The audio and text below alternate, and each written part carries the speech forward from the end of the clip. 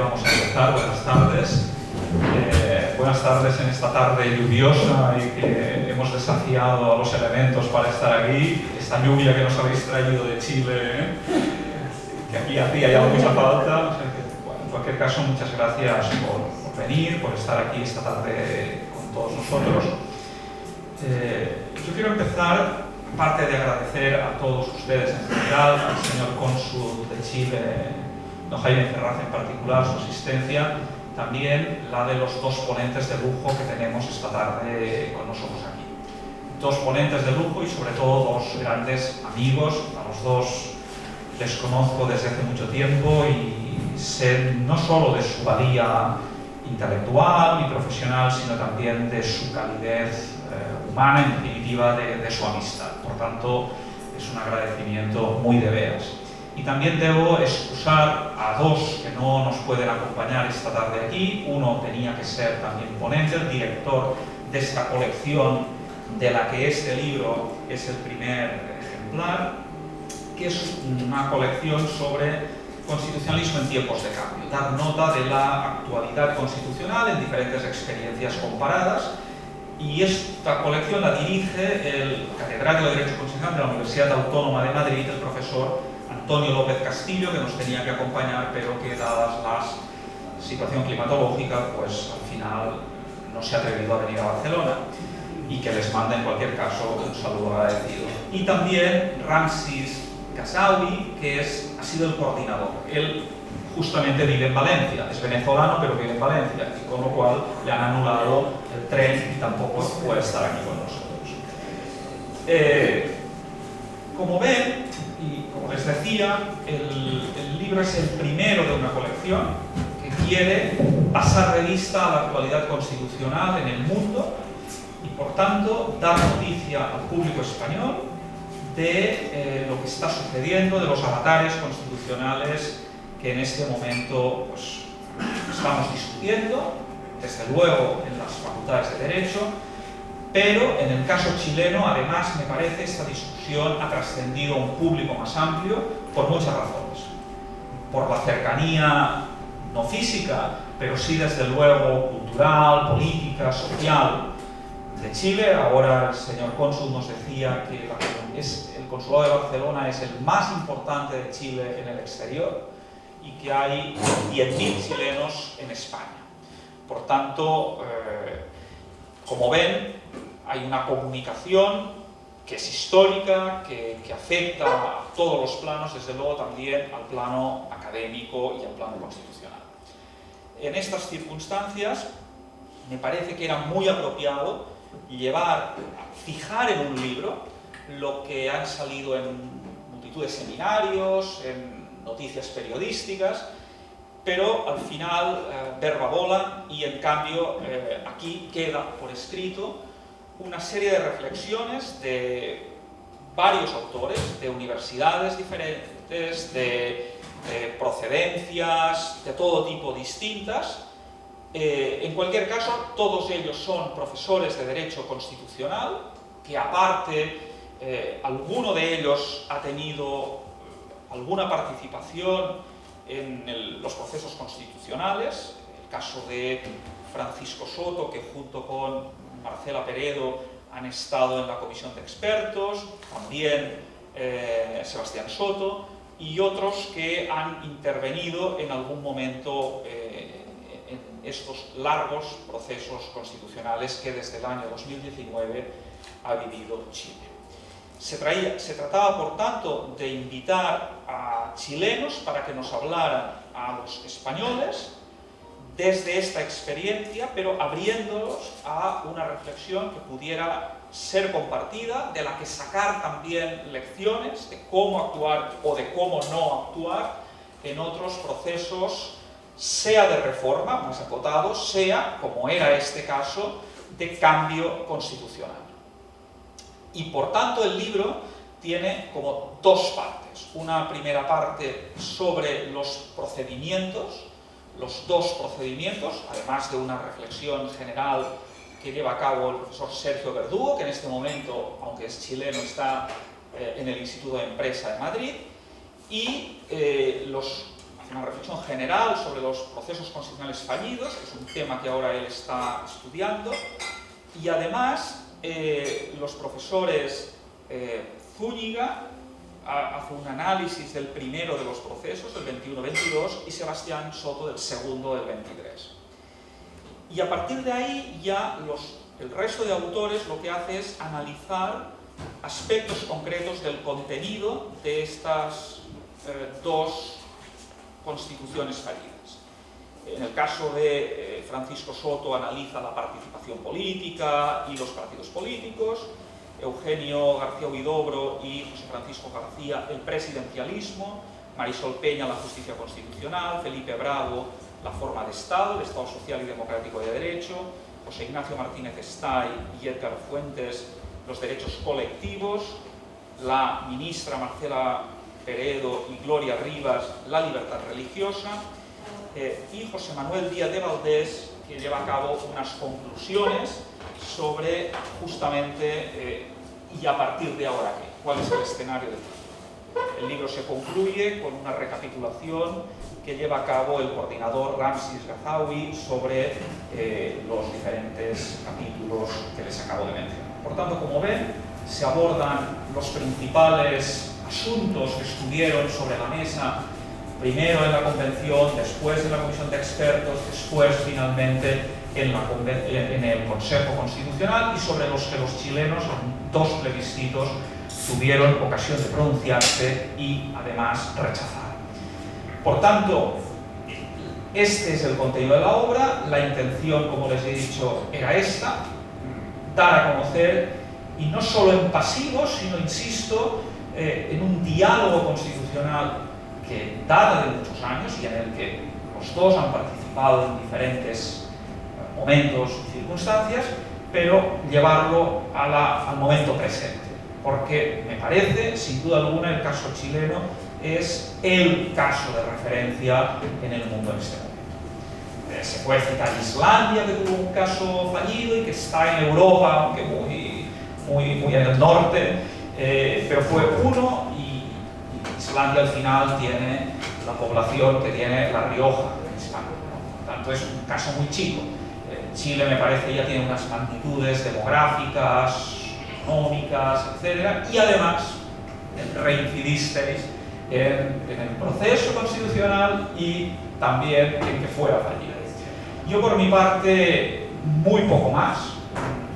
Creo que la obra está aquí, la pueden leer, y yo creo que los protagonistas son ellos dos. Yo creo que ha sido una suerte tenerles a los dos aquí esta tarde, tenerles en Barcelona. En el caso de Pablo Ruiz Tagle, es un observador externo, porque él no ha participado, pudo participar, todo se ha dicho, pero sus ocupaciones como decano en la Facultad de Derecho de la Universidad de Chile se lo impidieron. En cualquier caso, estoy muy agradecido de que esté aquí, de que esté en Barcelona y que aporte esta mirada externa con la profundidad, con la sabiduría que Pablo, desde luego, tiene en sus análisis constitucionales, en lo jurídico y también en lo político constitucional. Y en el caso de la ministra Marcela Peredo, aporta una doble perspectiva, un análisis sobre un tema, la libertad religiosa, un tema en el que hoy nos decía, seguramente junto con el Estado social se dio un consenso, ahora nos lo explicará mejor, que del que ella fue parte como experta en la primera fase del segundo proceso, justamente en la Comisión de Principios y Derechos. Por tanto, yo creo que nos puede aportar de primera mano una visión directa de lo que sucedió en un aspecto tan importante como es la parte dogmática de una Constitución. Y en segundo lugar, ahora es ministra del Tribunal Constitucional, un órgano que estuvo presente en ambos procesos y que desde luego es una muy buena atalaya también para observar la realidad constitucional chilena. También nos acompaña aquí en Barcelona estos días. Como digo, muchas gracias a ambos, y cedo la palabra quizás primero a Marcela, que haga una lectura y luego ya la segunda parte. Muchas gracias, Josep. Es un honor estar aquí hoy día con ustedes, digamos que me parece muy interesante de pronto, luego de que se han vivido procesos constitucionales, en Chile hablábamos en la mañana en clase sobre los distintos ensayos constitucionales que han habido dentro de la tradición de mi país, tomarse un minuto para la reflexión, ¿no? Y creo que el libro en ese sentido entrega muchas herramientas para poder conversar desde aquello que el derecho constitucional es respecto del sentido de una constitución, que en términos generales hablamos mucho también de la idea de cuando se produce un acuerdo en lo fundamental para luego establecer aquella protección de los derechos fundamentales de las personas, tanto en el aspecto dogmático como orgánico de las constituciones, pero también qué ocurre si no, que fue lo que tal vez pasó un poco en Chile. ¿Qué ocurre si no existe ese primer consenso a veces? En ese sentido, bueno, el libro me parece que en estos 12 artículos logra rescatar ciertas ideas esenciales del constitucionalismo. El profesor Castelá en ese sentido establece cuáles serían las ideas de un constitucionalismo realista. Y no les voy a contar el capítulo, no. Solamente voy a dar algunas ideas para motivarlos e invitarlos a la lectura. Y también en ese sentido explica muy bien el tema del consenso, ¿no? Cómo la necesidad de ese consenso puede favorecer o no para que puedan producir, digamos, acuerdos mínimos dentro de la sociedad para efectos de lo que la Constitución sea como tal, digamos. En ese sentido también, bueno, voy a ir más o menos dando algunas ideas que a mí me parecieron que fui tomando nota de la lectura. La idea que trasciende aquí, y yo creo que podría cruzar ambos procesos, es, bueno, ¿en qué consiste ese consenso constitucional?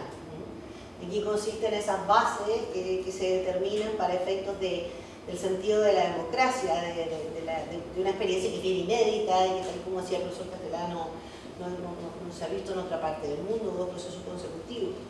Y en ese sentido, digamos, también se advierte en el primer capítulo del profesor Castelá muy bien el problema de lo que puede ser el populismo constitucional, cuando de pronto en el fondo las herramientas constitucionales pueden estar, digamos, utilizadas en el sentido que tal vez no sea lo propio. Bueno, después el profesor Verdugo en el siguiente capítulo, él hace un análisis más bien sobre la validez de esta idea del reemplazo total en una constitución, o si de pronto vale la pena volver a la clásica adopción de reformas parciales, ¿no? Y no de reconstruir una constitución de pronto después de una tradición constitucional que puede estar en duda. A propósito de eso, el libro, bueno, va avanzando con otros artículos y también nos invita como a hacer ciertos balances. El profesor Zúñiga, el querido profesor Francisco Zúñiga, va recapitulando respecto de todos esos momentos constitucionales que han existido, momentos constituyentes que han existido en Chile, partiendo también desde algunas propuestas que surgían desde la presidencia de la presidenta Bachelet, de la redundancia, que ella en el fondo, antes de terminar su mandato, de manera muy simbólica, entrega el día anterior, literal, al Congreso, una propuesta de reforma total de la Constitución, no bajo los mecanismos de los procesos del 2022-2023, pero pareciera ser que anunciaba ya esa idea. Y también importante en ese sentido la ratio de lo que se podía ver en ese momento en razón del Estado social, ¿no? Es muy valioso y por lo menos dentro de la experiencia de la Comisión, lo cuento de modo anecdótico, personal, lo revisamos muchísimo en la Constitución del 98, de acá, de española, la revisamos muchísimo en términos de cómo se podía configurar una cláusula de Estado social, que era algo que en Chile era muy importante, y con responsabilidad fiscal. De pronto igual eso debe estar conforme también al modelo de cada país. Como dice Lowell, lo decíamos en la mañana, el traje de la Constitución no le queda igual a todo el mundo, entonces tampoco era un trasplante para estos efectos. Fue algo que fue fruto del debate aquí. El profesor Zúñiga habla mucho de esto porque de ahí fija los puntos de partida para ir revisando cómo los procesos mantienen esa cláusula y cómo esa cláusula puede ser vital en medio del proceso. También el querido amigo Sebastián Soto, que fue parte del segundo proceso vicepresidente de la comisión, profesor de la Universidad Católica, va explicando el por qué, que a mí me parece interesante, siempre los invito a que ustedes lo lean, ¿no? Y sus propias reflexiones, por qué era necesario seguir con otro proceso después del 2021. Entonces él hace de ese análisis un punto de partida. En definitiva hubo mucho cuestionamiento en razón de que había un artículo 142 en que se decía que ya habiendo rechazado la conclusión no iba a haber un segundo proceso. Y luego se produce el acuerdo político a través de una reforma constitucional que está presente hoy día en el capítulo 15 de la Constitución vigente. Y se plantea ahí entonces la idea de por qué tenemos que volver a comenzar, pero ya con otras características, con ciertas bases que parecían ser comunes para efectos de este nuevo inicio. El querido Francisco Soto, también miembro de la comisión y profesor de la Universidad de Chile, trata especialmente el asunto de los mecanismos de participación. Cómo de pronto a veces, si las constituciones no tienen estas válvulas de escape, por decirlo de algún modo, pueden también tener estos problemas de verse ante una rigidez que las pone en una situación compleja. Y me parece también interesante rescatar, porque, tal vez no está muy bien que yo lo diga, pero verdaderamente, francamente lo pienso, el libro aborda diversos aspectos en el sentido tanto orgánico como de derechos fundamentales y como propios del proceso. Creo que el libro logra ese objetivo, como si esto hubiese sido una unidad, pero verdaderamente en la práctica no lo fue, sino que era literalmente un paso a paso, ¿no? Y en ese sentido, el profesor Francisco García y el profesor Eugenio García Huidobro establecen, se plantean o se replantean, cómo puede funcionar el régimen político, cuánto es el peso, el valor que debe tener ese régimen político a partir del presidencialismo dentro de la Constitución. La expresidenta del Tribunal Constitucional, la profesora Marisol Peña, que también participó en el comité técnico de admisibilidad, que era el que revisaba, una especie de árbitro que revisaba si es que las 12 bases que formaron el segundo acuerdo político del 2023 estaban siendo cumplidas por la comisión experta o por el Consejo Constitucional. Plantea ahí como el problema de la Convención de 2022, el Tribunal Constitucional era un órgano que estuvo en riesgo, digamos, y que había un cuestionamiento esencialmente con el control preventivo de constitucionalidad, con esas cuestiones preventivas de constitucionalidad. Y allí en el fondo se hace cargo, a partir de una cuestión más bien histórica, incluso retomando desde Marbury versus Madison, todo el asunto relativo a esas objeciones democráticas que son tan naturales, pareciera ser, de los tribunales constitucionales. Y en ese sentido también, se avanza desde lo de la justicia constitucional a otros aspectos que me parecen muy interesantes, porque ya en el capítulo 8º, tal como anunciaba el profesor Castelar, se aborda allí la idea del Estado social y democrático de derecho. El profesor Felipe Bravo analiza un problema que está en muchos artículos de Pablo en ese sentido sobre subsidiariedad o sobre el Estado social y esa dicotomía o no, para efectos de revisar el asunto que importaba a los chilenos y chilenas, que se refiere y que importa hasta el día de hoy, en relación a los derechos sociales y a los derechos prestacionales, a mi juicio, en mi humilde opinión, salud, previsión, materia también digamos, de educación, que eran temas que hasta hoy son bastante sensibles.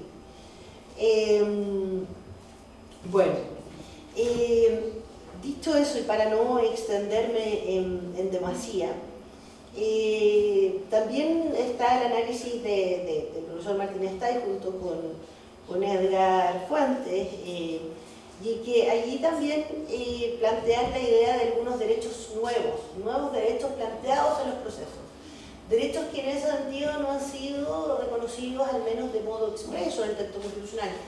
Lo que no significa que no existan, porque en definitiva uno puede revisarlo en el ordenamiento internacional de los derechos humanos, que está vinculado a Chile, y luego entonces se puede aplicar por revisión del artículo 5º, que establece como a los derechos humanos como un límite a la soberanía. Entonces, pero ahí había una revisión expresa, por ejemplo, el derecho a la paz u otros derechos colectivos que aparecían de tercera generación, que resultaban ser tal vez novedosos en la propuesta. Bueno, viene el artículo del que escribí yo, lo único que voy a decir es por qué libertad religiosa, porque no voy a hacer más que eso. ¿Por qué libertad religiosa? Porque en la experiencia en la comisión, en un momento en que no había mucho consenso, y con profesores de distintas universidades, etc., se produce un momento en el cual se analiza sobre el valor de la libertad de pensamiento y la libertad de culto en Chile. Y esa reflexión, que fue una reflexión bastante profunda, incluso llevaba la idea de sostener algo más similar al texto de la Corte Interamericana de Derechos Humanos, que puede ser como el de la Corte Europea de Derechos Humanos, que implica el profesar o no profesar incluso en sentido negativo una religión. Y la verdad es que en momentos que es difícil el consenso, a mí me pareció muy valioso el hecho de que en conjunto se arribara a ciertos contenidos mínimos, que algunos ya existen, porque en Chile, por ejemplo, las iglesias no pagan contribuciones, hay varios beneficios, pero la idea de la libertad religiosa tenía detrás la idea de libertad de pensamiento y de un consenso básico sobre cosas que a lo mejor no había tal acuerdo, pero dentro del seno de la comisión sí hubo acuerdo. Y por eso me pareció un tema entretenido, digamos, por decirlo en términos sencillos, coloquiales. Y bueno, a propósito del profesor Díaz de Valdés, que aquí deja la pregunta establecida, no es que se termine el asunto, no. El quinto, no, mentira, broma. Es una broma muy chilena.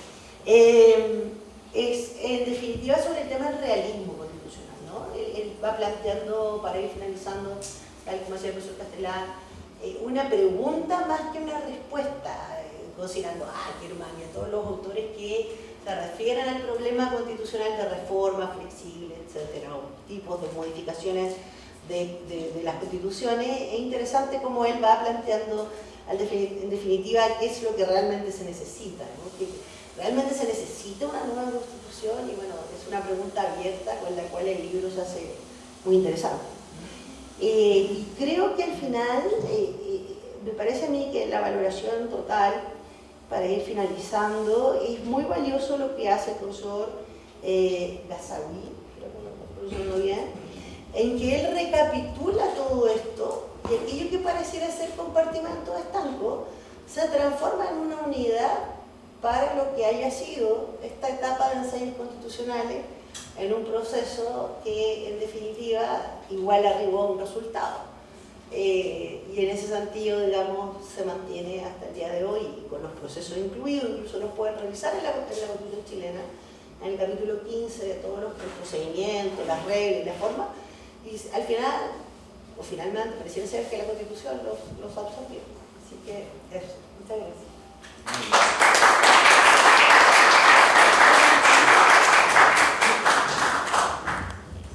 ¿Funcionando? Sí. Bueno, lo que ha dicho la verdad la ministra del Tribunal Constitucional nos ahorra muchas palabras. Sin embargo, yo quisiera partir quizás desde más lejos y hacer una referencia a la mitología griega. Por eso estaba buscando mi celular, que define, yo creo que un concepto que es eterno, que es clásico, que es la ibris. Que dice que la ibris puede traducirse como desmesura del orgullo y la arrogancia. En verdad se transforma finalmente en una diosa que es insolente, a la que le falta la moderación, el orgullo temerario es su característica, el ultraje en general. Y la IBRI está muy vinculada históricamente a la historia, a la política, al ejercicio del poder. Y si hubiese un rasgo que yo pensaría que está presente en los 3 procesos chilenos que hemos vivido, y ya voy a explicar por qué digo que son 3, es que han estado contaminados por la ibris. La ibris de la izquierda, que me perdone Marisol, la ibris de la tecnocracia, de la comisión experta, y la ibris del Consejo Constitucional en su versión final de tratar de construir una constitución en la que particularmente José Antonio Kast y su asesor constitucional más directo, el profesor Barrera, tuvieron directa injerencia, voy a explicar cómo, impidieron que se pudiese hacer una constitución de consenso, porque las razones por las cuales no hay consenso, habiendo muchos momentos en que se había producido ese encuentro, tienen que ver con esta característica. Y es por eso que este libro, y se lo hacía ver a José María, pero me quedé pensando más todavía, a mí me atrajo mucho porque en la tercera línea del primer párrafo, y no es que haya llegado hasta ahí, el profesor Antonio López Castillo, que hoy no nos puede acompañar, ha dicho que él presenta esta línea de estudios sobre constitucionalismo crítico en tiempo real, dice, como parte sustancial de la nueva colección Derecho y Justicia Global, y aquí viene, del modesto sello editorial Universitatis. Y yo le comenté a José María, bueno, esto de decir que es un sello modesto es un poquito complicado porque en definitiva es la primera publicación, entiendo, y estamos diciendo las cosas como son. Y yo pensé en algunos usos alternativos de la palabra modesto, me acordé de Jonathan Swift, la modesta proposición, y algunas otras maldades que se han hecho con la palabra modesto, pero después me acordé del discurso preliminar de Argüelles, de la Constitución de 1812, en que él dice al comienzo que presenta sus observaciones y sus comentarios, que son una verdadera catedral, porque revisó todas las leyes antiguas de España con un espíritu tímido. Usa la palabra tímido, cosa que me llamó mucho la atención a mí, y aunque la Constitución de 1812 no haya regido, es un paradigma constitucional indiscutible. Quizá, bueno, uno no puede decirlo, por los tiempos de los tiempos, o sea, eternamente o con una proyección enorme. De hecho, el año pasado en la ciudad de Cádiz, la Academia de la Lengua celebró, digamos, la Constitución de Cádiz. Y entonces, mirando lo que hemos vivido en Chile con perspectiva, nos faltó timidez y tuvimos exceso de ubris, de orgullo, de arrogancia en cada uno de los actores políticos que intervinieron lamentablemente en este proceso. Fue un juego de suma cero, un juego que no llegó a transformarse en una constitución, porque lo que se buscaba era otra cosa. Yo digo que es un triple fracaso porque también me parece que aunque la comisión experta era un componente del segundo proceso, estaba la idea de que los técnicos con su proyecto, que a mi juicio es el texto más logrado, que mejor alcanzó, digamos, acercarse a lo que es una constitución, no logró mantenerse en las propuestas del Consejo Constitucional y se y se desdibujó completamente. Hay uno de los trabajos intenta sostener que en verdad no hay grandes diferencias entre el texto de la comisión experta y el del Consejo Constitucional, pero después nos presenta un cuadro donde yo conté por lo menos 13 cambios muy sustanciales solo en materia electoral. Entonces, el proyecto final no recogía las ideas de la comisión experta.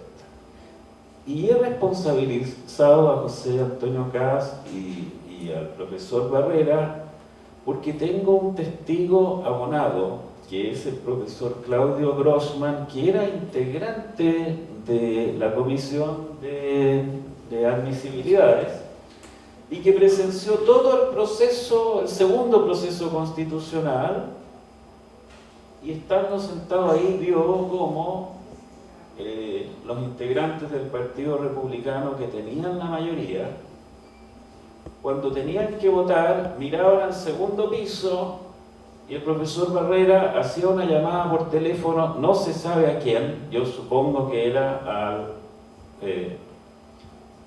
político José Antonio Caz, y entonces hacía así o así, como en el circo romano, y votaban positiva o negativamente las propuestas, y entonces contaminaron el segundo proceso con esa ubris que ya venía contaminando al primero. Digo esto porque se ha instalado la idea de que la desmesura, el extravío constitucional, la locura populista estuvo solo en el lado de la izquierda, y eso no es verdad, lamentablemente. Estuvo en todo el espectro político, y creo que eso hay que decirlo.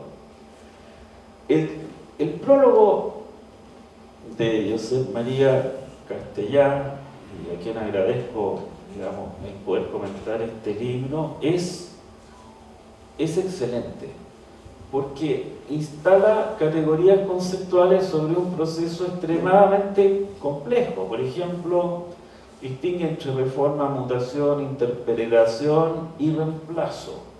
Y en cuanto al reemplazo, que es una categoría, yo diría, nueva, sostiene que es una reforma total con el agregado, si lo entiendo bien, de que además se cambia el sujeto del poder constituyente. Es decir, se destruye un régimen existente y se instala un nuevo sujeto constituyente. Eso es lo que yo entendí leyendo las páginas 22 y 23. Voy a volver sobre esto del reemplazo porque, por lo menos para mí, ha sido una categoría nueva que yo no conocía. Yo conocía la idea de la reforma total, pero en un momento empezaron, bueno, Chile se llenó de constitucionalistas, esto yo lo he dicho muchas veces, todo el mundo era constitucionalista. Yo dejé de serlo un tiempo, tenía otras cosas que hacer, era decano, en fin. Pero se llenó gente que no había leído la Constitución, que no enseñaba constitucional, que no sabía derecho, que no estudiaba, digamos, ninguna carrera universitaria. Todos eran constitucionalistas, cuestión que hoy ya, digamos, pasó. Fue como estas aguas que hemos tenido en estos días, que espero que pasen, una especie de avalancha gigantesca. Y hoy día decirle a alguien constitucionalista es como insultarlo, es una injuria, es algo, digamos, es un agravio. Nos llenamos de constitucionalistas y de repente los constitucionalistas en Chile comenzaron a hablar de reemplazo. La idea del reemplazo, es como una palabra light, a mi juicio, para decir constitucionalismo destituyente revolucionario. No sé si estamos de acuerdo, José María. El problema es que Sergio Verdugo, a quien respeto y admiro mucho, es un gran profesor, dice que yo he sido partidario del reemplazo constitucional. Incluso dice que la propuesta del senador Frey, la constitución del bicentenario del año 2008, en la que yo tuve bastante que ver, era también una propuesta de reemplazo constitucional. Y eso no es correcto. fueron reformas, si se quiere, profundas. Yo siempre he sido partidario de hacer reformas a la Constitución y sostuve alguna vez que con la Constitución que tenemos se podía hacer incluso una reforma total. Pero otra cosa es justificar el reemplazo constitucional o el cambio del sujeto del poder constituyente. Ni siquiera uno tiene que aceptar que el instalar una asamblea constituyente es, por definición, aceptar el reemplazo constitucional. Cuando Carré de Malbec, en su tremendo mamotreto de teoría del Estado, habla de las asambleas constituyentes, él dice que tienen una justificación liberal, porque dice, no es bueno que el Congreso concentre todo el poder de construir sus propias reglas y además controlar la política ordinaria. Entonces mejor separemos el poder constituyente y démoselo a una asamblea distinta al Congreso.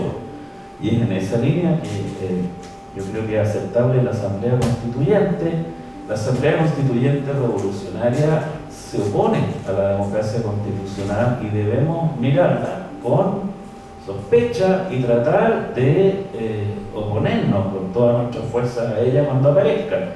¿Qué es lo que sucedió en Chile? En el primer proceso, en la convención, la asamblea constituyente se instaló con una hiperregulación. Es quizás la asamblea constituyente con más detalle jurídico que nunca se ha escrito en la historia de la humanidad. Era como una especie de, no sé, de formulario de impuestos internos, no sé, de aduanas, una cosa que uno tiene que llenar por horas, miles de artículos, miles de limitaciones, artículos transitorios, hiperregulados. Y cuando se sentaron a deliberar, un grupo muy mediático quiso transformar esa asamblea constituyente en la que se suponía que había toda clase de reglas en una asamblea revolucionaria. Quisieron dar, digamos, un salto adelante y quisieron saltarse los quórums y comenzaron a dictar reglamentos sobre cómo funcionara la asamblea para construir algo distinto a la asamblea que ya había sido regulada en los artículos de la Constitución, pero eso no resultó. Se tradujo en un texto de mucho extravío constitucional y lleno de ubris, como yo quiero decir. ¿Qué cosas objetaría? No quiero comentar el libro, creo que el trabajo que ha hecho Marisol ha sido mencionar. Son muchas las cosas que se podrían decir, pero ¿qué cuestiones yo le objetaría particularmente o pondría en duda lo que ha dicho José María? ¿Por qué la primera constitución de consenso es la de Weimar de 1919? No sé si entendí esto. Y no la Constitución Federal de Estados Unidos de 1787. Esa es una pregunta. Tú sabes que yo, la poca formación constitucional que tengo es norteamericana y siempre me parece que eso queda, no sé, preterido. ¿Qué otras cuestiones se pueden comentar? Las diferencias entre la primera y la segunda fase. Yo ya he dicho que hay elementos comunes. Hay diferencias porque se le quisieron poner todavía más reglas, las bases, la instalación de un elemento experto, pero como estaba gobernada por la ubris o ibris, la segunda experiencia, no hubo forma de que llegáramos a tener una constitución. El libro tiene un tremendo valor porque recoge la mayoría de los temas de contenido de la Constitución. Yo estoy seguro, José María fue varias veces a Chile, los que han seguido el proceso y los que somos chilenos, todo el día escuchamos hablar de procedimientos constitucionales, como si hubiese un procedimiento que nos iba a permitir arribar a un resultado perfecto. Sí, la Carta Magna, la Constitución Federal, la Ley Fundamental Alemana, la Constitución de Japón, la Constitución que ustedes quieran, ha tenido por definición un procedimiento imperfecto.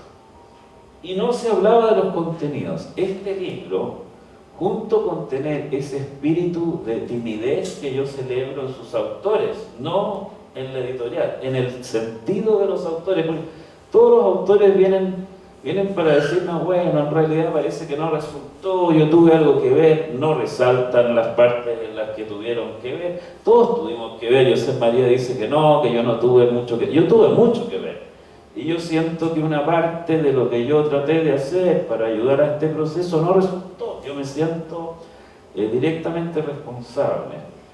Quiero decir cuestiones sustanciales sobre la participación, como hace Francisco Soto, sobre el presidencialismo, sobre el rol fundamental que jugó el Tribunal Constitucional, sobre la forma de Estado, sobre los derechos y sobre la libertad religiosa, en el estupendo artículo de Marisol. En realidad es un tremendo aporte, es un tremendo aporte.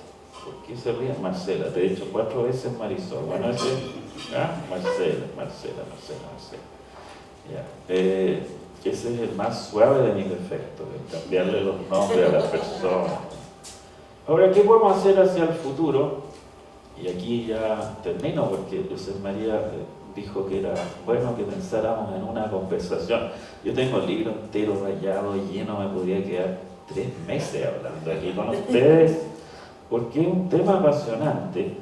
Yo pienso que lo que viene, y ya vino en cierto modo, algo de esto vimos ayer en la tesis que tuvimos que evaluar. Aquí veo hoy doctor de la Universidad de Barcelona y al señor director, José Esteban.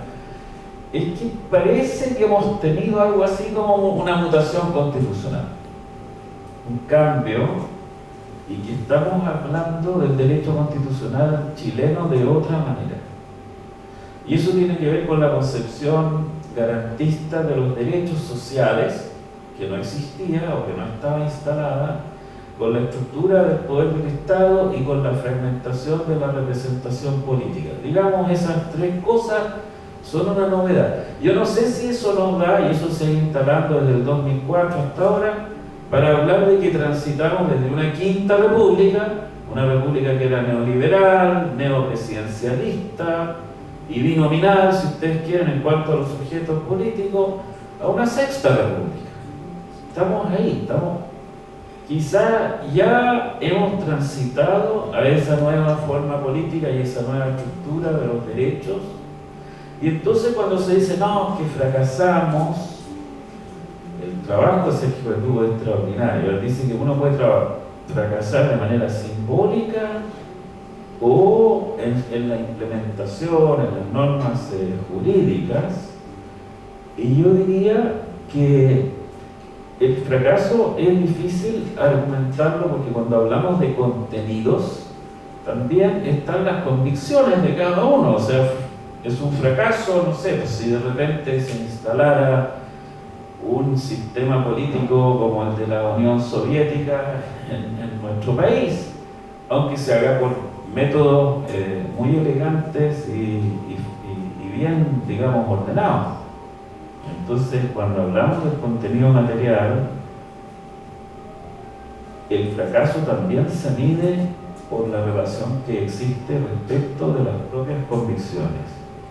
Creo que hoy estamos mejor, estamos más tranquilos respecto a nuestra Constitución, tengo esa impresión, nos sentimos más humildes, más tímidos, y hemos hecho ya reformas parciales. Cambió la supermayoría de las leyes orgánicas, que es una cuestión muy importante, y cambiaron los quórums.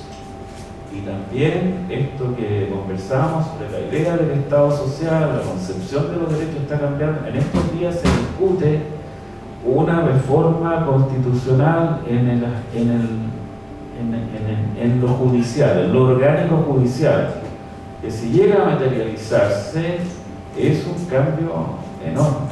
Entonces, de un sistema plagado de ubris maximalista, de reemplazo pasamos a algo más tranquilo, de reformas parciales, y creo que eso nos puede dar una estabilidad por un tiempo, y no pienso que hayamos perdido en ningún caso el tiempo. Yo creo que al contrario, hemos puesto a Chile en un lugar en que toda la población chilena tuvo una oportunidad de reflexionar sobre su país, su patria, y eso es muy valioso. Y por eso yo defiendo a la presidenta Michelle Bachelet y critico a quienes le atribuyen el haber fracasado en este proceso. No me parece que haya en ningún caso un fracaso. Son inéditos los números. Los encuentros locales, si uno los considera solo por sí mismo, poner a conversar más de 1.200.000 personas sobre temas constitucionales, y en el proceso anterior 200.000, y hacerlo en serio, es una escuela de formación cívica que en verdad la necesitábamos después de 17 años de dictadura. Bueno, yo los amenacé, podría seguir hablando por años sobre esto. Felicito a Josep María, a los autores de este libro, y nada más quiero decir que a mí me invitaron a contribuir y por una cuestión médica no pude hacerlo. El tema que me habían pedido era que viera las reformas en materia de las Fuerzas Armadas. Quizá no estaría aquí, digamos, después de escribir.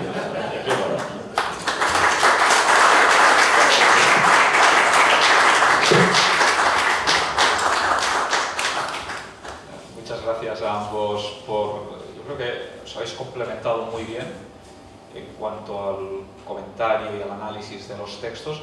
Yo, antes de dar el paso al público para que podamos seguir esta conversación, sí que quisiera responder por qué la Constitución de Weimar como primera Constitución de consenso. Claro que hay consensos a finales del 18, Estados Unidos, o incluso autores españoles. Varela, por ejemplo, dice en la Constitución de 1837. Cádiz incluso podrían también ser constituciones de consenso. Lo que pasa es que yo creo que los parámetros de aquellos constitucionalismos, más desde luego de Estados Unidos, que ha perdurado, son diferentes de los de ahora. En el siglo XX los partidos políticos ya están asentados y por tanto los que muñen el consenso y los que lo articulan son los partidos. Y este me parece es uno de los logros del constitucionalismo del siglo XX, el agregar voluntades a través de los partidos, y esto es Weimar, el gran consenso político en términos de Estado democrático, por no hablar, digamos, de un pueblo constituyente que ya representa todo el pueblo alemán. Estados Unidos se está formando Estados Unidos. Es distinto, es una cosa incipiente. Claro que había elementos, pero me parecía más parangonable tomar como referencia el siglo XX, donde también hay que decir, no todas las constituciones fueron de consenso. Una constitución golista no se puede decir que fuera una constitución de consenso, lo fue a posteriori. Se adquirió un consenso a posteriori, pero el método de aprobación, muy condicionado por unas circunstancias, era otro. Pero de Weimar pasa luego a la segunda posguerra, a la ley fundamental, a Italia, y yo creo que en esto España, desde luego, mucho más que Portugal y Grecia. Me parece que ahí están los hitos de un consenso en el que de alguna manera se adelantan ya en Weimar, para lo bueno y para lo malo. Y ahí yo los trato de analizar la idea de que hay, si queremos en términos nuestros, una forma de Estado y una forma de gobierno compartidos. Hay muchas discrepancias, pero hay unas ideas, unas nociones constitucionales básicas. El Estado, dirán, burgués de derecho, un Estado de derecho, democrático, sin abandonar el liberalismo. Y este es el gran consenso entre socialdemócratas, liberales y los católicos, el centro católico. Esta idea me parece que es fundamental, tener y en lo que no se está de acuerdo, bueno, pues la idea del compromiso dilatorio, como ahí salen, esto Pepe también lo ha trabajado, Pepe Esteve, como ahí hay toda una serie de instituciones con las que proseguir, garantía institucional, propia justicia constitucional, van saliendo, justicia constitucional más en Austria, pero digamos, ahí ya en este constitucionalismo ya se sientan ciertas ideas bueno, de distinción entre el poder constituyente y el pueblo y los poderes constituidos, etc. Solo me quería fijar en esto, aunque esto obviamente fracasa. Y fracasa, y yo también lo digo ahí Mortati creo que es muy sagaz en el análisis de por qué fracasa, ¿no? Porque al final hay una inadecuación entre lo que se está haciendo ahí y unas ciertas necesidades del pueblo. Por tanto, yo creo que de ahí, entre muchas otras razones, también habla de falta, hay otros autores cuando analizan esto, hablan, por ejemplo, de la falta de, traducido a hoy diríamos, de líderes, de un liderazgo claro, cuando falta esto, que acompañen a la Constitución. Y claro, fracasa cuando la coalición de Weimar fracasa, cuando faltan sus padres. Y esto quizás, el constitucionalismo de la segunda posguerra, tanto en Alemania como en Italia, también con todas las carencias de origen, sobre todo en el caso alemán y tal, pero luego se van relegitimando y la coalición fundante está ahí, acompaña. Yo creo que en Alemania esto sigue, en Italia ha cambiado, pero ha cambiado políticamente, pero tan arraigado está el sentimiento constitucional que la oposición no es una oposición frontal a esto, que esto han modificado, incluso han bautizado Segunda República, pero las grandes opciones del 47 están ahí. Y quizás el drama de España es que en estos últimos años la Constitución ha perdido esa fuerza integradora porque los padres de la Constitución ya no están quizás tan vigorosamente sobre la Constitución, la han dejado un poco en la intemperie y entonces la Constitución se ha visto atacada desde fuera, ¿no? Pero esto nos daría para mucho, ¿no? Este era un poco lo que yo quería resaltar y de ello sí creo que se sacan conclusiones para Chile, que también resaltan autores, Francisco, Soto, etc. Poco protagonismo de los partidos, sobre todo en la primera fase. La diversidad de representación, cuando no está articulada por partidos y tal, no es el pluralismo político como nosotros entendemos. Yo creo que ahí salen muchas ideas que otros autores recogen y, bueno, era solo una punta. Pero si les parece, abramos. Aquí hay un libro, no sé si alguien quiere quizás, no sé si alguien quiere hablar.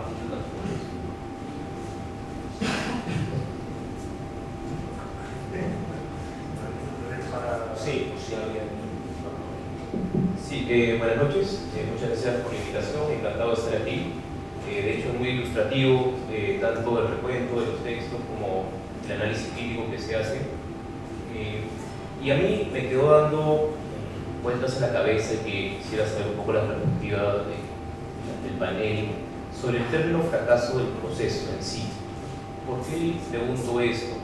Yo soy peruano y siempre a nivel constitucional y político la respuesta inmediata de por qué hacer o no hacer un proceso constituyente en Perú, por ejemplo, siempre la respuesta inmediata va a ser el fracaso de Chile es evidente, ¿no? Y esta es una tendencia que también impregna a la región y seguramente al mundo occidental. Entonces, cuando yo converso también con colegas chilenos, lo primero que yo le digo, he ido a Santiago, me encantó Valparaíso, pero me dicen, Valparaíso está destruido por los protestos. Leí hace poco el texto de Claudia Hayes, ¿no? Que hablaba de la cantidad de ojos volados y de protestas y de personas que fallecieron como consecuencia de la protesta social. ¿Cuándo cambió Chile después de este momento constituyente o destituyente? Y viendo la retrospectiva, dos procesos de elecciones no son nada baratos, también son miles de millones de dólares que se invirtieron en ese proceso. Entonces, haciendo una balanza, porque a mí me parece idealista y muy bonito decir que hay un proceso cívico, ciudadano, de repensar la sociedad, algo que personalmente yo envidio mucho de Chile en este proceso en sí. Creo que los peruanos aún estamos en una inmadurez tal que no podemos ni siquiera pensar en nuestro futuro ni en nuestro país, algo que lo ha hecho Chile, sí. Pero ¿a qué costo? Esa es mi pregunta. ¿Vale el costo de todo, digamos, la pérdida en términos económicos, sociales, políticas, por el hecho solo de pensar en una sociedad algo más cívica o reflexiva o crítica respecto de su sociedad? En concreto es, entonces, ¿se puede catalogar viendo costos y beneficios a este proceso como un fracaso? Mi primera pregunta. Y lo segundo es, si no es un fracaso, ¿estarían dispuestos a asumir ese mismo costo para un proceso similar, futuro, o no repetirse el que ya ocurrió? Esas son mis dos preguntas. Muchas gracias.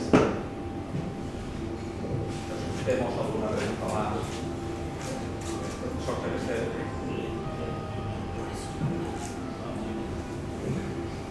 Sí, bueno, yo insistiendo en esta cuestión, ¿no? Es decir, yo seguí el proceso constitucional chileno con interés y con proximidad, porque era uno de los procesos constituyentes más comprometidos que se habían afrontado en Occidente, ¿no? Más allá de reformas culturales de algún artículo, como ocurre, por ejemplo, la ley fundamental alemana, que tiene un régimen de modificación muy fácil de artículos que no son nucleares, ¿no? Pero claro, el proceso constituyente chileno es un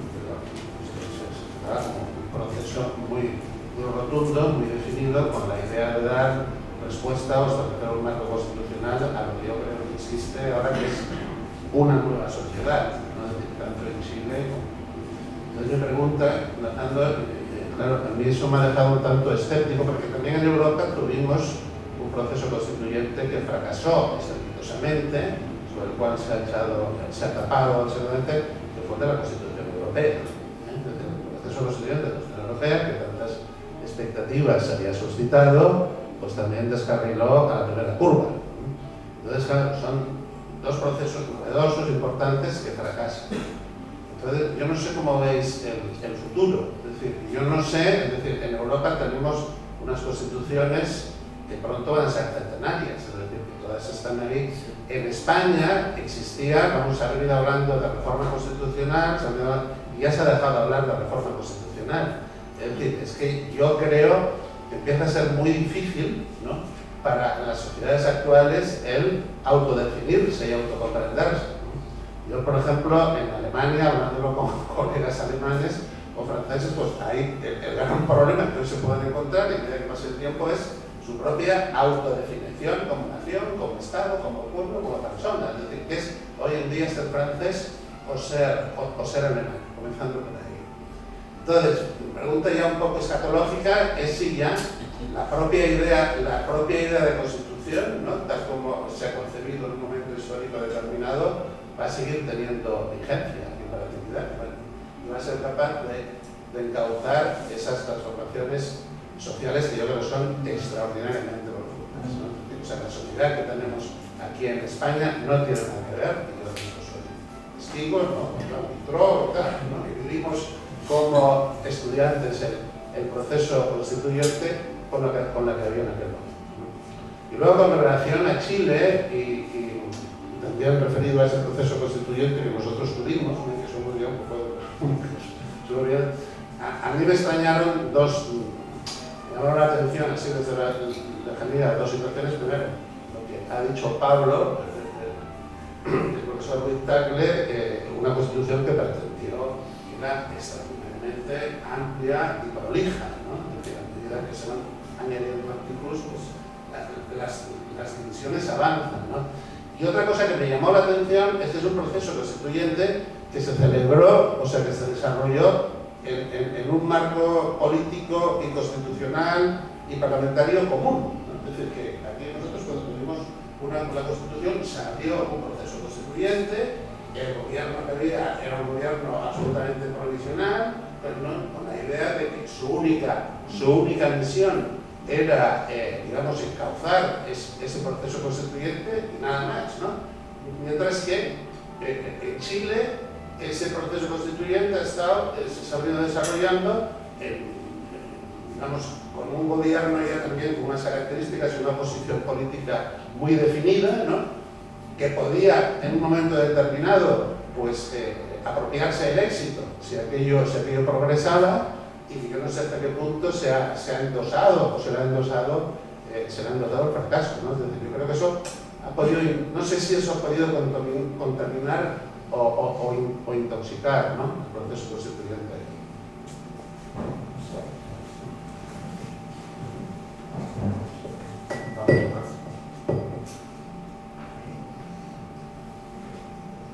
Son tremendas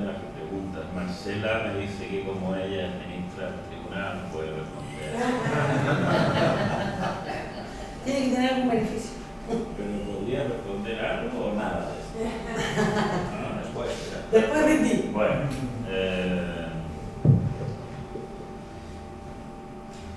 vamos. Yo todavía, Josep María, el argumento, puede ser que soy un ignorante de Weimar, pero no me convence que no sea una constitución de consenso, la constitución del federalista, la constitución de las ratificaciones, las convenciones estatales, la constitución que ya tiene más de 200 años, la constitución que tuvo enmienda, o sea, ¿por qué eso no es de consenso? Puede ser que no sea europea. Otro consenso. Europea. Habían partidos, los partidos nacen en la disputa entre Jefferson y Washington y Hamilton. Entonces, bueno, yo tengo otra mirada, y en Latinoamérica, como somos presidencialistas, no nos gusta mirar mucho a Estados Unidos, menos ahora, pero tenemos una línea, digamos, de vida con Estados Unidos, y ese es un tema. Creo que a Josep María y a José, a ambos, hay que agradecerles lo que fue la palabra que se usaría en Chile, que es una palabra horrorosa, es acompañamiento.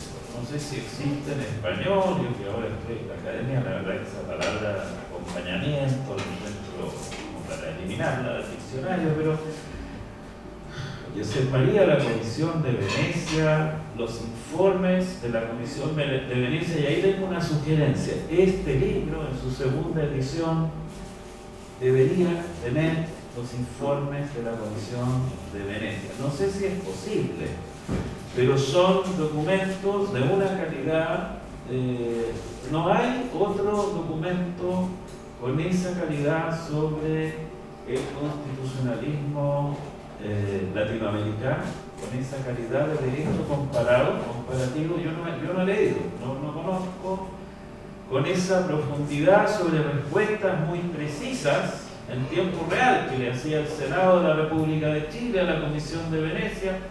Son documentos breves de 30 páginas, y a mí me hicieron falta en esta publicación, y aprovecho aquí públicamente de agradecer a Josep María, porque esa digamos, cercanía de la Comisión de Venecia para Chile fue muy importante. Quizá esa relación fue la que enfrió un poco las cosas en un momento y no permitió que la Asamblea Constituyente se transformara en una Asamblea Constituyente revolucionaria.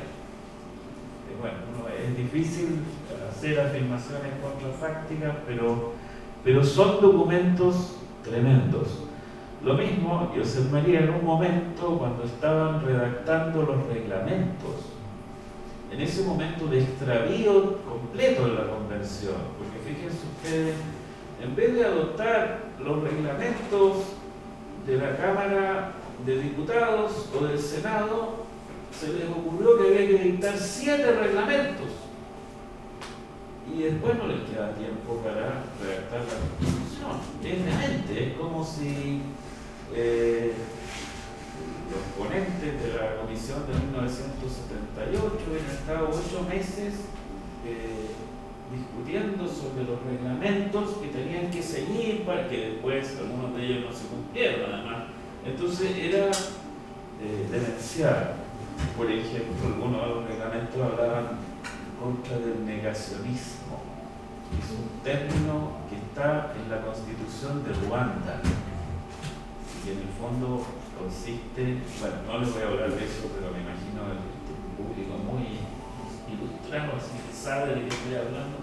El negacionismo, que dio muchas horas de prensa, de discusión, no quedó plasmado en ninguna parte, y es un documento que no tiene capacidad operativa. Vamos a las preguntas sobre el fracaso. Yo veo que Sergio Verdugo hace un trabajo muy serio, un esfuerzo dedicado para intentar decir que fracasamos. Pero al final, si uno lee sus conclusiones, no es tan claro. dice que no, que entra en una especie de, dice, la experiencia, estoy leyendo, página 71, a Sergio Verdugo, de la Convención y del Consejo.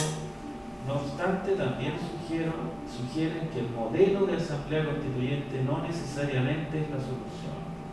Los diseños institucionales del sistema contenidos en la propuesta, tanto de la Convención como del Consejo, no daban solución efectiva a la crisis de los partidos.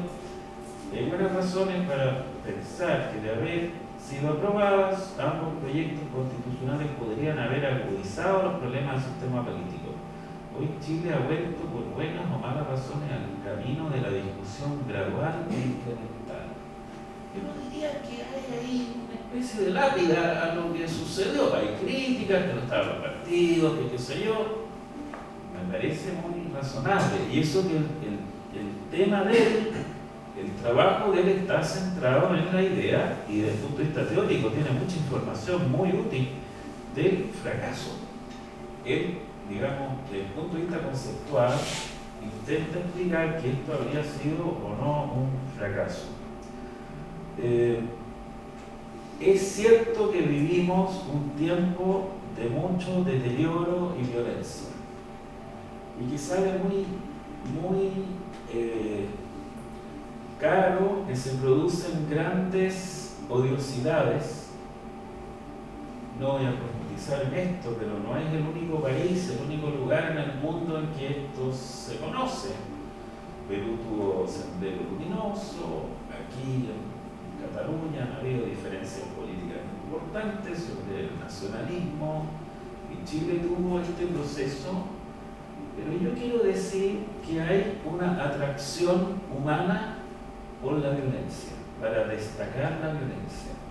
Yo recuerdo, por ejemplo, que en la televisión chilena por 3 horas se transmitía a una persona que estaba tratando de destruir un foco de una luminaria pública. ¿Cuántos millones, decía yo, están gastándose en que la televisión del Estado transmita a ese imbécil destruyendo un bien público?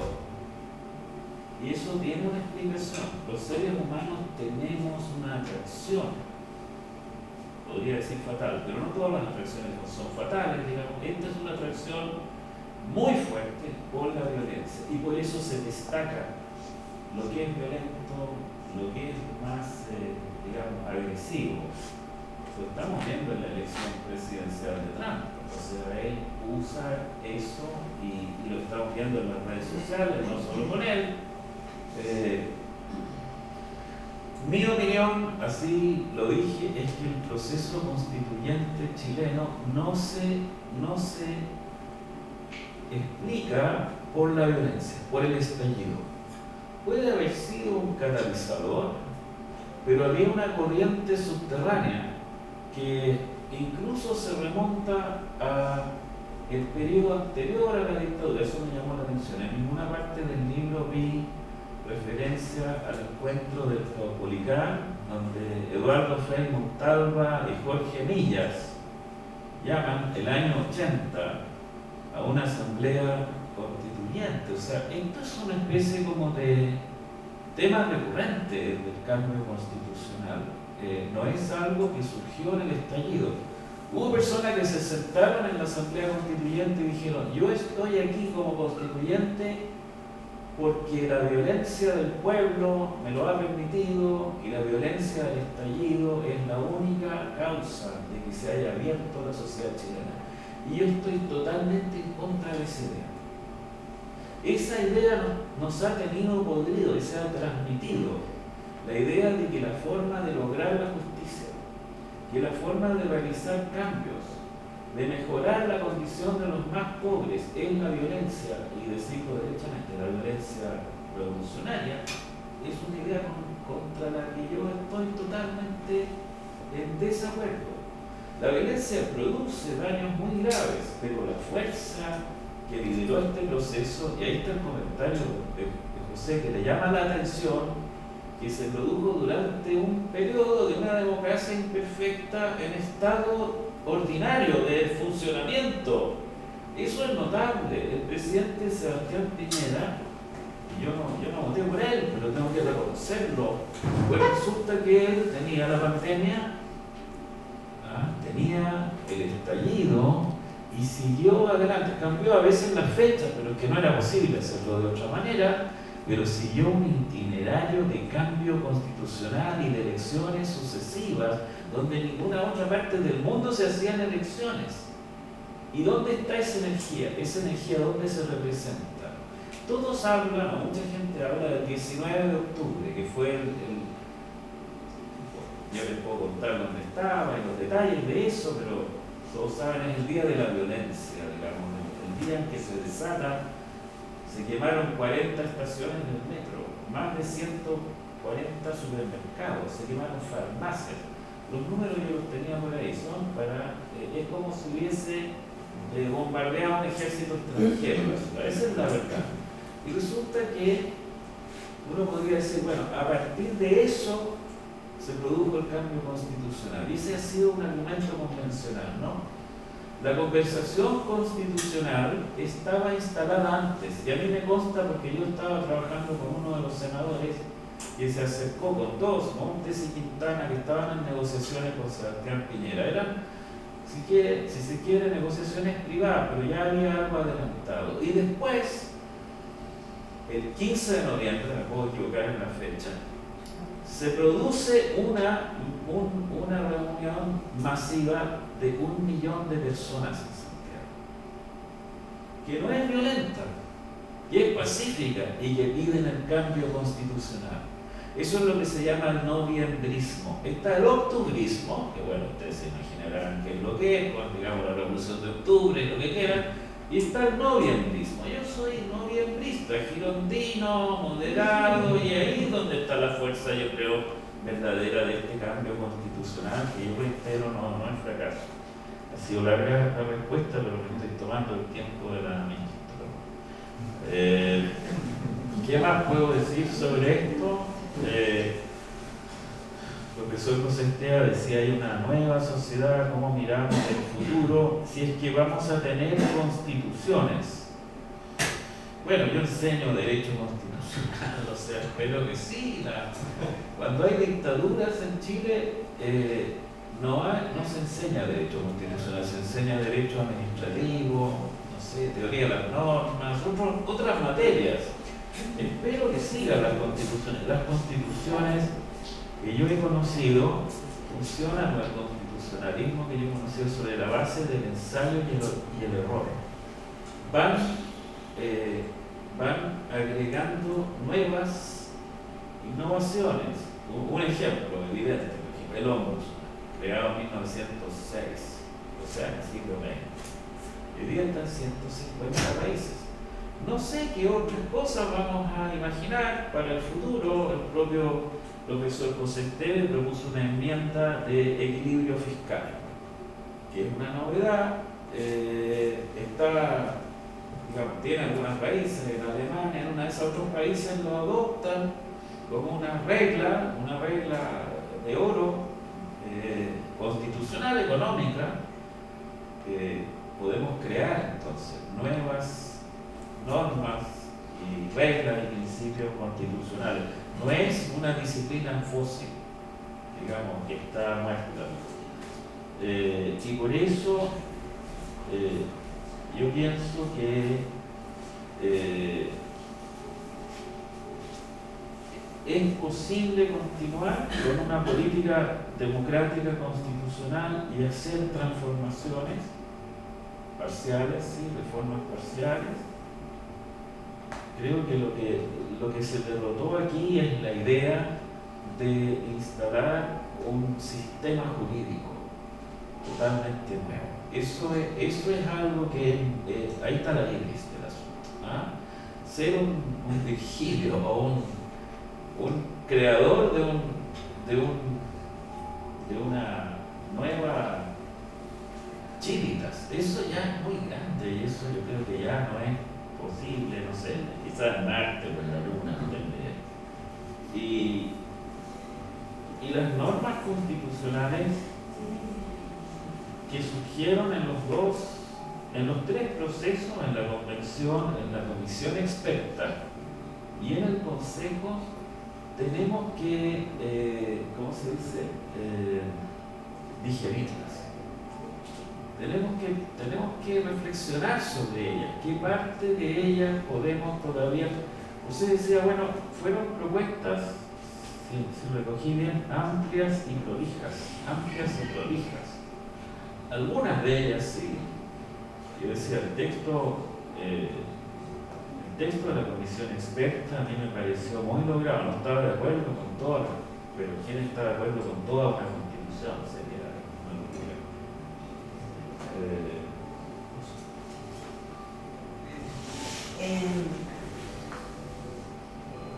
¿Sí? Ya, no, muy breve. La verdad que, a propósito de lo que preguntaba Diego, lo que pregunta Diego, bueno, evidentemente que sobre si hay costos o no respecto de ciertas situaciones, yo prefiero contestar desde un lugar común. Y lo que sirve para Chile no sirve para Perú, y no sirve para Ecuador, ni para España, ni tal, porque cada pueblo tiene una identidad constitucional. Nosotros vivimos una coyuntura, y como dijo el profesor María en el libro, esto no es la regla general, esto tiene que ser las excepciones. O sea, si uno quiere estabilidad constitucional, forzando el cambio, esto no debería ser lo natural. Pero acá el profesor Luis Tagle explicaba muy bien las causas de la situación que se vivió en el país. Y de pronto, en el momento en que de verdad se experimenta una idea de no consenso, pareciera ser que a través del artículo 5 de la Constitución vigente, que dice que la soberanía reside en la nación, etc., y se ejerce a través de la votación y el plebiscito, yo me someto a la norma actual y en términos normativos, pero también reales. Lo que se constató finalmente en las dos ocasiones fue la voluntad del soberano. Y yo creo que esa evaluación dice mucha razón con la idea de la democracia constitucional. Y a mí eso al menos me parece conveniente. Si os parece, concluimos. Yo quiero reiterar mi agradecimiento, me parece que ha sido un diálogo muy fructífero. Al margen de lo que haya ocurrido con estos dos, dejando de lado el de Bachelet primero, con estos dos procesos constitucionales que han dado lugar a dos proyectos de constitución sometidos al pueblo chileno, yo creo que de ahí sacamos, me parece, dos líneas, dos ideas que yo querría remarcar en este momento. Primero, esto queda, y queda para lo bueno y para lo malo como dos proyectos, el primero más de lo que sería la bandera que cierta izquierda seguramente ahí tiene, el modelo constitucional. Chile será un referente de su agenda, y el del Consejo, bastante a la derecha, seguramente también es un modelo. No sé si tan articulado como el otro, no sé si tan ideologizado como el otro, como referente, digamos, pero ahí está. Por tanto, a los estudiosos y a otras experiencias, yo creo que son cuestiones que Chile las ha probado y ahí están. Y lo segundo es que esto ocurre en una época efectivamente de desegregación, de falta de una integración, que es al final la sustancia espiritual de la que se nutre un proceso constitucional, y esto es así. Y por tanto, efectivamente la pregunta es, en el siglo XXI, ¿qué se puede hacer contra esto? Yo ahora no tengo la respuesta. Yo en esto, en ausencia de una respuesta propositiva, me quedo en la reactiva, y la reactiva es, por el momento quizás, es mejor estas vías graduales, estas vías progresivas, que no un cambio constitucional, que esta era la novedad chilena, casi, con Islandia, en democracias estables, no en momentos de cambio de régimen político como eran los que nosotros hablamos cuando hablamos de una nueva constitución. Pero en estos momentos iliberales, populistas, yo sí creo que al final lo que muestran Polonia, Chile, etcétera, es que el pueblo tiene la última palabra. O sea, el pueblo tiene la última palabra. Y el pueblo la expresó en dos plebiscitos, y el pueblo la expresó o la expresa en elecciones, y ahí se va reorientando. Los expertos pueden ayudar, los organismos internacionales pueden ayudar, todo está bien, pero al final es el pueblo el que se ha de liberar de estas tentaciones maximalistas, y esto me parece que es una muy buena lección. Yo creo que ahí al final los chilenos mostraron un sentido común, un sentido de la política verdadera. Tú decías, todo chileno era un constitucionalista. Yo esto lo oí por primera vez en Quebec, cuando en los años 90 en Quebec también se reformaba, se quería un cambio de estatus, no exactamente una independencia, no estaba muy claro lo que se quería, pero ahí se decía, todo quebequés es un constitucionalista. Luego esto vino aquí. Todo catalán, todo español fue por un momento también constitucionalista, estaba en el debate. Luego todos los chilenos. Yo creo que es mejor que no sea así. Yo creo que por reivindicar ni que sea nuestra identidad gremial, ¿no? Es mejor que los constitucionalistas nos ocupemos de constitucional y que la gente se ocupe cada cual de sus cosas, de su quehacer, y esto es muy importante, ¿no? Sí, claro. Y acabamos. Con esto ya le doy al decano la última palabra. Muy breve, no es la última. Lo que pasa es que yo pienso que cuando todos se transforman en constitucionalistas, los constitucionalistas de cátedra, digámoslo así, aprendemos, ¿no? Hay cosas nuevas que surgen de estos procesos. Yo tengo varios ejemplos de eso, pero me los presento. Pues nada, muchas gracias. Muy